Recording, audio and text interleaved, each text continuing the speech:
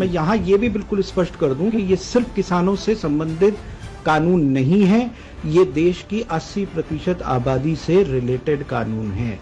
ये भ्रांति फैलाई जा रही है कि इससे सिर्फ किसानों का सरोकार है, बिल्कुल गलत है। ये किसानों का सरोकार नहीं है, ये पूरे राष्ट्र के 80% से ज्यादा जो आबादी है उसका सरोकार है। कि मान लीजिए एक पूंजीपति है, मैं किसी का नाम नहीं ले रहा, उस पूंजीपति को व्यापार करना है, भारत का जो कुल खुदरा बाजार है, उस खुदरा बाजार की जो कुल मिला के जो उसका जो साइज है वो लगभग 12,000 अरब की कुल व्यवस्था है।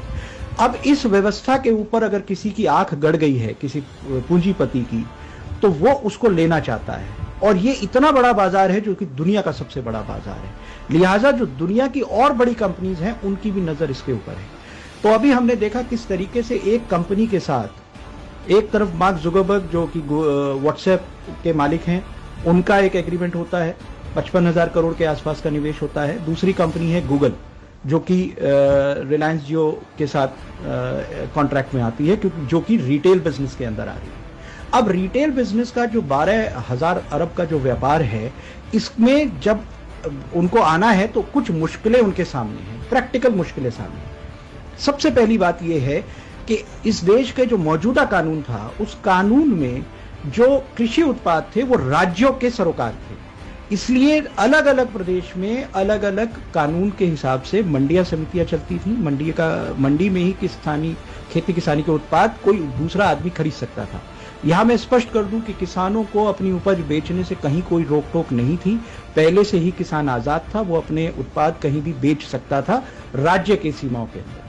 लेकिन इसमें भी एक बहुत बड़ी भ्रांति लगातार फैलाई जा रही है। तो एक उद्योगपति को अगर इस व्यापार में आना था तो उसके सामने एक सबसे बड़ी दिक्कत ये थी कि उसे देश के सभी राज्यों में अपनी आड़त खोलनी पड़ती, सभी राज्यों के अलग अलग टैक्सेशन को मेंटेन करना पड़ता। कहीं पे 2% टैक्स है, कहीं पे 4% टैक्स है, 2 से 6% के आसपास का टैक्स वेरिएशन है पूरे देश के अंदर। तो इस पूरी व्यवस्था से उसको व्यापार करने में बहुत बड़ी दिक्कत और तकलीफ आने वाली। इसीलिए एपीएमसी एक्ट को डाइल्यूट किया गया। अब उस उद्योगपति को, उस व्यापारी को, उस पूंजीपति को कोई लाइसेंस कहीं लेने की जरूरत नहीं है, पूरे देश भर में से कहीं भी अपने एजेंटों को भेज के वो माल खरीद सकता है। तो ये उस व्यापार की व्यवस्था को आसान और सुलभ करने के लिए पहला एक्ट खत्म किया गया, जो कि एपीएमसी एक्ट है। अब जब उस व्यापारी ने माल खरीदना शुरू किया, तो जब उसने माल खरीदा है तो अब उसकी जो दूसरी दिक्कत है वो ये है कि मान लीजिए वो एक सीमा से अधिक माल का स्टोरेज करता है, क्योंकि जब माल पूरे देश में खरीदेगा तो स्टोरेज कैपेसिटी बढ़ेगी। तो उस स्टोरेज कैपेसिटी को वो बढ़ा नहीं सकता, क्योंकि जो उस अभी तक के जो देश के कानून थे वो जमाखोरी के खिलाफ थे, आप जमाखोरी नहीं कर सकते थे। तो ऐसे में उसको एक सुविधा चाहिए थी सरकार से कि जहां उसके ऊपर ये बंदिश ही ना हो कि वो चाहे जितना माल स्टोरेज कर सके, चाहे जितनी माल की कैपेसिटी अपने यहां वो रख सके। इसी सुविधा को उद्योगपति को देने के लिए, उस पूंजीपति को देने के लिए दूसरा अध्यादेश आया है, जिस अध्यादेश में अब उनके ऊपर से ये लिमिटेशन हटा दी गई है।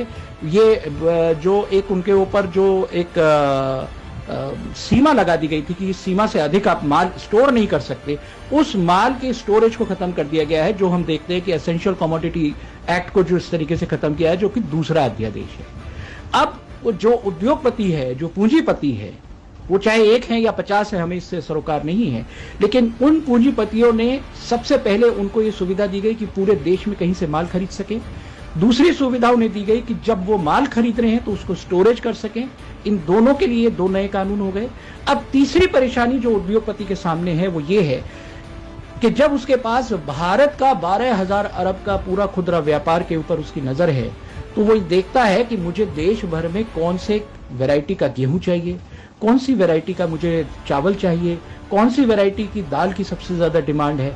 आज की स्थिति में जो भारत का आम किसान है वो अपनी मर्जी के मुताबिक अपने यहाँ अपनी क्षेत्रीय आधार पर अपनी फसलों को उगाता है।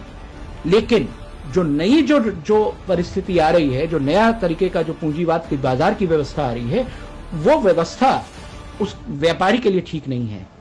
तो किसान अपने खेत में क्या बोएगा, इस बात को लागू करने के लिए अब तीसरा अध्यादेश आया है, जो कि कॉन्ट्रैक्ट फार्मिंग के शेप में हमारे सामने है, जहां किसान को एक तरीके से ये बाध्य किया जाएगा कि वो कौन सी फसल बोए, किस तरीके का उत्पाद पैदा करे, कितनी फसल को पैदा करे। तो ये तीनों के तीनों अध्यादेश, इनका किसान से कोई लेना देना नहीं है, ये किसान को बर्बाद करेंगे और ये उद्योगपतियों के लिए, पूंजीपतियों के लिए एक नई बाजार की जो व्यवस्था है, जो नया वर्ल्ड ऑर्डर आ रहा है पोस्ट कोरोना, इसमें वो कैसे इस बड़े व्यापार को, दुनिया के सबसे बड़े व्यापार में उनकी हिस्सेदारी बड़ी कैसे हो, ये इसलिए ये सारे के सारे